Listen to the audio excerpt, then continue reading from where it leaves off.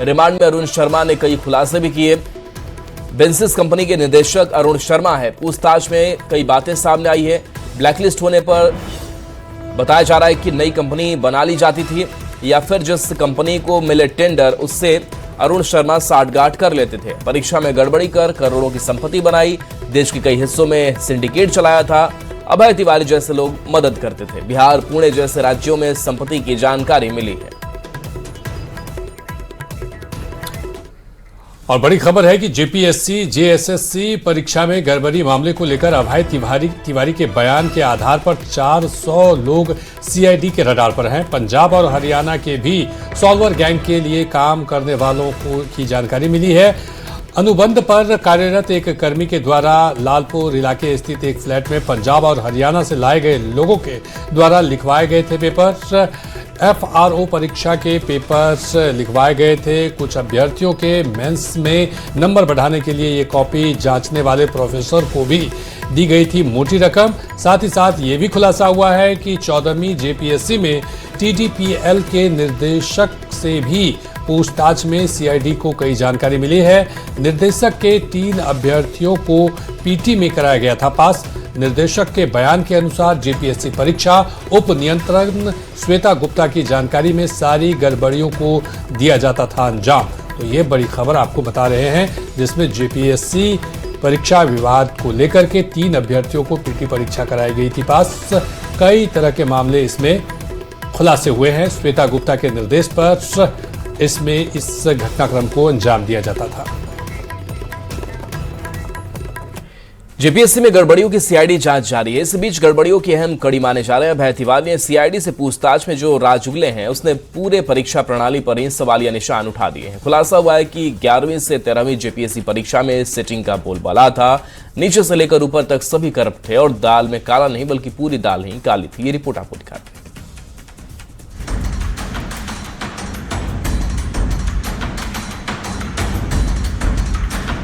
झारखंड में JPSC JSSC परीक्षा में अनियमितता को लेकर सीआईडी की जांच जारी है। जांच एजेंसी की ओर से अब तक 20 से अधिक लोग गिरफ्तार किए गए हैं, जिनसे पूछताछ जारी है। टीडीपीएल के मैनेजर और पूरे घोटाले की अहम कड़ी माने जा रहे अभय तिवारी से जब सीआईडी ने पूछताछ की तो जो खुलासे हुए उसने लोगों के होश उड़ा दिए। एक नजर डालते हैं अभय तिवारी के खुलासों पर। सीआईडी से पूछताछ में अभय तिवारी ने बड़ा खुलासा किया। पैसे लेकर इंटरव्यू के नंबर बढ़ाए गए। 11वीं से 13वीं जेपीएससी में एक खेल चला था। 20 अभ्यर्थियों से 5.80 करोड़ की वसूली की गई थी। एफआरओ और एसीएफ पद के लिए वसूली हुई थी। 20 अभ्यर्थी में से एक अभ्यर्थी फेल हुआ है। सीडीपीओ परीक्षा में 10 लाख रुपए लिए गए थे। इस पूरी साठगांठ के लिए अभ्यर्थियों का जुगाड़ जो है आदित्य पांडे किया करता था और आदित्य पांडे के भी एक करीबी को उसने जो है इसमें जेपीएससी में सिलेक्शन कराया है। इन तमाम चीज़ों को लेकर फिलहाल सीआईडी की जांच जारी है। वहीं बता दें कि इस पूरे मामले में एल खियांगते को भी गिरफ्तार किया गया है, जो कि अभय तिवारी के बयान के बाद सीआईडी ने तमाम चीज़ों का सत्यापन किया। उसके बाद एल खियांगते को गिरफ्तार किया है। अब आप सोच रहे होंगे कि जिस अभय तिवारी ने जेपीएससी परीक्षा में इंटरव्यू के नंबर बढ़ाए, आखिर वो कितना पावरफुल था। तो ये भी जान लीजिए कि आखिर उसकी पहुंच कहां तक थी। परीक्षा लेने वाली एजेंसी टीडीपीएल का मैनेजर था अभय। 13 साल में 12 से अधिक परीक्षा पास की थी। जेपीएससी में चेयरमैन सदस्यों की मदद से खेल करता था। जमाल अहमद, अजीता भट्टाचार्य, अनीमा हांसदा से सीधा संपर्क था। जेपीएससी चेयरमैन से भी अभय का संपर्क था। संपर्क के बल पर इंटरव्यू में वो सेटिंग कराता था। न सिर्फ 14वीं जेपीएससी के पीटी रिजल्ट में बल्कि 11वीं और 13वीं जेपीएससी में भी इसके द्वारा गड़बड़ी की गई थी। इसकी साठगांठ बता दें कि अभय तिवारी की न सिर्फ जेपीएससी के पूर्व चेयरमैन एल खियांगते बल्कि तीनों जो पूर्व सदस्य हैं उन तमाम लोगों से थी। तो साथ ही टीडीपीएल के निदेशक और साथ ही साथ अगर कहा जाए तो कई कोचिंग संस्थाओं के निदेशकों से भी इसकी साठगांठ थी। और यही वजह है कि 11वीं और 13वीं जो जेपीएससी की परीक्षा हुई थी उसमें इसने 19 लोगों का सिलेक्शन कराया था और उनसे 5 करोड़ 80 लाख रुपए वसूले थे। जेपीएससी में अनियमितता की कड़ियों को जोड़कर सीआईडी घोटाले की तह तक पहुंचने की कोशिश कर रही है। जेपीएससी के पूर्व चेयरमैन के साथ साथ सदस्यों से भी पूछताछ का दौर जारी है।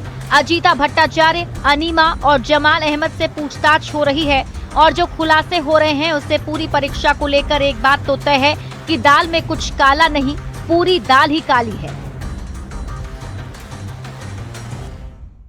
जिस तरह से छात्रों का हंगामा बढ़ता जा रहा है और बताया जा रहा है कि इस पूरे मामले में और भी चीजें जो हैं वो सामने आ सकती हैं। कैमरामैन संजीव तिवारी के साथ ओम प्रकाश, न्यूज़ 18 रांची। और इस बीच बड़ी खबर रांची से है, जहां 10 अगस्त को विधानसभा घेराव मामले को लेकर रांची पुलिस ने केस दर्ज किया है। दरअसल बैरिकेडिंग तोड़ने, हंगामा करने का आरोप है और इस आरोप को लेकर के एफआईआर दर्ज किया गया है। पुलिस पर हमला सहित कई मामले में केस दर्ज किया गया है। अज्ञात असामाजिक तत्वों पर ये केस दर्ज किया गया है। रिफॉर्म मंच ने पुलिस को जानकारी दी थी। मार्च में असामाजिक तत्व घुसे थे। विधानसभा थाने में दर्ज किया गया है केस। साथ ही साथ वीडियो फुटेज के आधार पर जांच भी की जाएगी इस मामले को लेकर। जेपीएससी और जेएसएससी सीजीएल में गड़बड़ी के खिलाफ रांची में छात्रों का आंदोलन जारी है। आंदोलन के 19वें दिन छात्र तटस्थ होकर प्रदर्शन करते दिखे। इस दौरान विद्यार्थी अपनी पढ़ाई को भी बाधित नहीं होने देना चाहते हैं और किताब लेकर आंदोलन स्थल पर भी पढ़ते हुए नजर आ रहे हैं। छात्रों का कहना है कि सरकार के खिलाफ पढ़ाई के साथ साथ लड़ाई भी जारी रहेगी। अधिक जानकारी दे रहे हैं संवाददाता गौरव झा। के आंदोलन का 19वां दिन है। ये दिल अब पथरा सा गया है क्योंकि सरकार सुन नहीं रही है। जो उम्मीदें थी वो उम्मीदें 19वें दिन भी पूरी नहीं हुई। विद्यार्थियों ने जो प्रयास किया था वो अब तक रंग नहीं लाया है। विद्यार्थियों की जो उम्मीद थी उस पर सरकार खरी नहीं उतरी। पिछले 19 दिनों से विद्यार्थियों की पढ़ाई भी बाधित हो रही है। मजबूरन विद्यार्थियों को भीड़ के बीच ही किताब खोलना पड़ जा रहा है कि साहब आप हमें कितना भी मजबूर करेंगे लेकिन हम अपने ध्येय से नहीं रुकेंगे, हम अपने आंदोलन से पीछे नहीं हटेंगे। चाहे पढ़ाई कितने भी शोर में होना पड़े, मैं पढ़ाई जारी रखूंगी। लोगों की पढ़ाई भी हैम्पर तो हो रही होगी। 19 दिन हो गए आज। जी बिल्कुल, 19 दिनों से तो हम लोग तो यहाँ पर कोई मौज मस्ती करने नहीं है। जिस तरह से हमारे भविष्य पर अंधकार का छाया मंडराया हुआ है, तो हम लोग पढ़ाई भी कर रहे हैं, लड़ाई भी लड़ रहे हैं। हम लोग लाइट भी नहीं रहता तो हम लोग फ्लैश लाइट जला के मोबाइल से ग्रुप में 4-5 के ग्रुप में बैठ कर आते हैं, यहाँ पर पढ़ाई करते हैं। ग्रुप डिस्कशन भी चल रहा है। ग्रुप डिस्कशन भी करते हैं चूंकि एग्जाम भी आने वाले हैं बहुत सारे। ठीक है, जैसे जेपीएससी रद्द हुए हैं, जेटेट का एग्जाम भी होने वाले हैं, उसका भी तो तैयारी हम लोग करना पड़ेगा। ये देखिए, ये हमारा बुक है जेटेट का जो सीडीपी का है, तो इसका तैयारी हम लोग 19 दिन से कंटिन्यू तो कर ही रहे हैं 4-5 मंथ से, और देखते हैं कब तक होता है। ऐसे तो टाला जा रहा है, सरकार कब से टाल रही है। करीब 2 साल पहले फॉर्म इसका फिलअप हुआ था, इसके बाद उसको कैंसिल करके आगे से 10 बरस हो गए जेटेट को। विद्यार्थी जो यहाँ आंदोलनरत हैं 10 बरस से, अब तक आपने सुना कि जेपीएससी, जेएसएससी, सीजीएल के विद्यार्थी थी, अब जेटेट के विद्यार्थी ने भी कहा कि हम भी आपके साथ हैं। आप किस चीज की तैयारी कर रही हैं? जेपीएससी और जेएसएससी। परीक्षा दिया है आपने? नहीं, अभी तो नहीं। अगला परीक्षा किस चीज का देना है? सर अभी तो जेटेट का देना है। पढ़ाई जारी है? हाँ, पढ़ाई अभी तो थोड़ा डिस्टर्ब है लेकिन जारी है। आप किस चीज की तैयारी कर रहे हैं? आप जेपीएससी की। जेपीएससी की कैसी तैयारी चल रही है ये बताइए। तैयारी भी चल रही है और हमारी असली लड़ाई भी चल रही है। पढ़ाई लड़ाई साथ में चलेगी? जी जी। हम न्यूज 18 के माध्यम से हेमंत भैया को बताना चाहेंगे कि हमारा दिन आएगा तब उनको बताएंगे। मैया सम्मान योजना के तहत वो मैया को सम्मान दे रहे। अरे युवा छात्र को क्या सम्मान दे रहे हैं आप? तो मिल रहा होगा 2500 रुपए? नहीं, मेरे पापा गवर्नमेंट जॉब है, ना मैया सम्मान योजना ना घर पे सम्मान मिल रहा है। हम कहीं के नहीं है। आप सोचिए कि हम 2 बार जेपीएससी मेंस के लिए बैठ चुके हैं और मेरा एक्साइज कांस्टेबल में नहीं हुआ, तो कहीं ना कहीं तो बहुत जोर का धांधली हुआ है। तो घर वाला शादी का प्रेशर दे रहा है। अब हम यही चीज सोच रहे हैं कि अच्छी लड़की मिलेगी कहाँ से, जब तक न कमा रहा, न प्राइवेट जॉब में है, न सरकारी जॉब में है। अब लड़की पक्ष को तो चाहिए कि लड़का या तो जॉब में होना चाहिए, कुछ तो कमाना चाहिए। तो अभी है नहीं होगा। हाँ, तब ब्याह नहीं होगा, उम्र निकल जा रहा है। अब कैसे होगा सरकार का? आप सरकार सोचे, देखे कि कैसे युवा का जो है उम्र निकल जा रहा है। बिल्कुल, ये उन छात्राओं का दर्द है, उन छात्रों का दर्द है। इनका कहना है कि एक लंबा वक्त गुजर गया, लंबे वक्त से ये उम्मीद थी कि सरकार बातें मानेगी। 19वें दिन भी जब बात नहीं माना गया तो रात में अंधेरे में 18वें दिन लाठी चली, 17वें दिन, और उसके बाद विद्यार्थी अब भी आंदोलनरत है। इनका कहना है कि ये लड़ाई तब तक जारी रहेगी जब तक इनकी बातें नहीं मान ली जाएगी। कैमरा पर्सन प्रभाकर के साथ गौरव झा, न्यूज़ 18 रांची। उधर रांची के जयपाल सिंह मुंडा स्टेडियम में जेपीएससी में गड़बड़ी के खिलाफ आंदोलन पर डटे छात्रों को नैतिक समर्थन देने पूर्व मुख्यमंत्री रघुवर दास पहुंचे। उन्होंने हेमंत सोरेन के अधिकारियों पर छात्रों का हौसला तोड़ने का आरोप लगाया। साथ ही अधिकारियों को निष्पक्ष होकर काम करने की नसीहत दी। उन्होंने एक सप्ताह में सीबीआई जांच की मांग नहीं माने जाने पर बिरसा मुंडा की प्रतिमा के सामने अनशन पर बैठने का ऐलान किया। जेएसएससी सीजीएल की जांच सीबीआई से नहीं कराए जाने पर रघुवर दास ने कहा कि सीजीएल के मामले में कई नेता और अधिकारी फंसने वाले हैं और सीधे सीएमओ तक इसका जाल है और यही वजह है कि सरकार इसकी सीबीआई जांच नहीं कराना चाह रही है।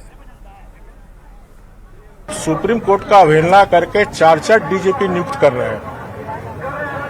यह आपको अधिकार नहीं है, ये बहानाबाजी नहीं चलेगी, क्योंकि जितनी नियुक्ति हुई है उसमें सीएमओ से लेकर बड़े बड़े नौकरशाह के लोग।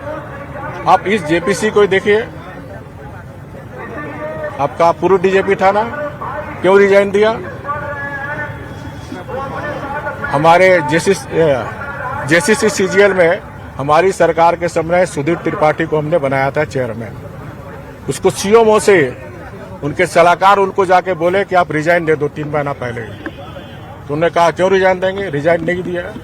3 महीने बाद रिजाइन दिया, आज भी प्रभारी में नियुक्त है। आज तक जेसीसी का लोग नियुक्त नहीं कर पाया।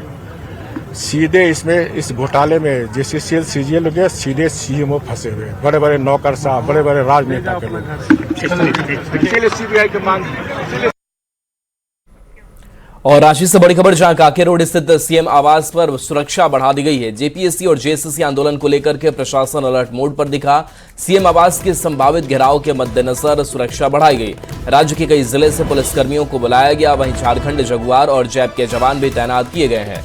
छात्रों के आंदोलन के मद्देनजर लगातार सुरक्षा बढ़ाई जा रही है। आंदोलन खत्म करने को लेकर छात्रों से लगातार बातचीत और वार्ता हो रही है। अधिक जानकारी दे रहे हैं संवाददाता ओम प्रकाश।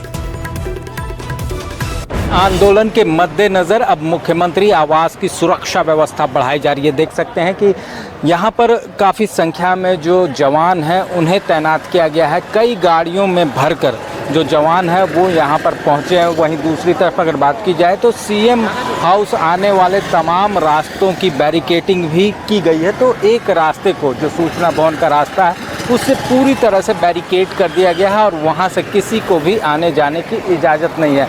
देख सकते हैं कि कई गाड़ियाँ यहाँ पर लगी हुई हैं और ऐसी आशंका है कि जो छात्र हैं वो मुख्यमंत्री आवास का घेराव कर सकते हैं। तो इसे देखते हुए पुलिस प्रशासन के द्वारा यहाँ पर सुरक्षा व्यवस्था बढ़ाई जा रही है। अब पूरे मामले में बता दें कि छात्रों की मांग है कि जेएसएससी सीजीएल की जो परीक्षा हुई थी उसे रद्द किया जाए, तो वहीं पूरे मामले की सीबीआई इंक्वायरी की जाए। इन 2 चीज़ों को लेकर जो छात्र हैं अभी भी आंदोलनरत हैं और कहीं ना कहीं इन तमाम चीज़ों को लेकर जो सुरक्षा महकमा है वो भी गंभीर है और इसे देखते हुए ही मुख्यमंत्री आवास की सुरक्षा बढ़ाई जा रही है। तो देखना होगा कि आने वाले दिनों में किस तरह की रणनीति सरकार की ओर से बनती है। रांची से न्यूज़ 18 के लिए ओम प्रकाश।